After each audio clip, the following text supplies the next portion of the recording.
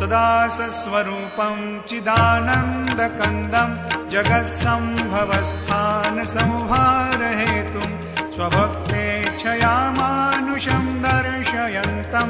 नमामीश्वरं सद्गुरुं सायिनाथं भवद्वान्तविध्वंसमार्तण्डमीड्यं मनोवागतीतं मुनिर्ध्यानगम्यं जगद्व्यापकं निर्मलं निर्गुणत्वां नमामीश्वरं सद्गुरुं सायिनाथं भवाम्भोधिमग्नार्दितानां जनानां स्वपादाश्रितानां स्वभक्तिप्रियाणां समुद्धारणार्थं कलौ सम्भवन्तं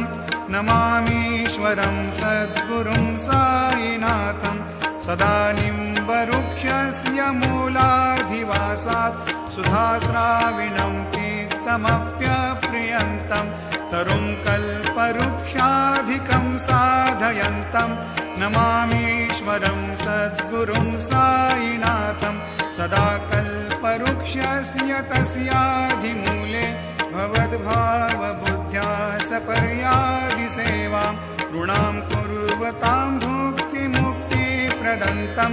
नमामीश्वरं सद्गुरुं सायिनाथम्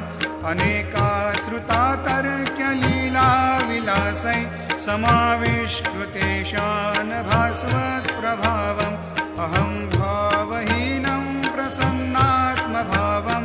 नमामीश्वरं सद्गुरुं सायिनाथं सतां विश्रमाराममेवाभिरामं सदा सज्जनैः संस्तुतं सन्नमद्भिः जनामोददं भक्तभद्रप्रदन्तं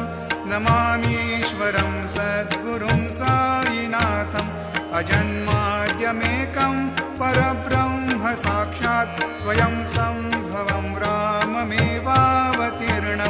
भवद्दर्शनात् सम्पुनीतप्रभोऽहं नमामीश्वरं सद्गुरुं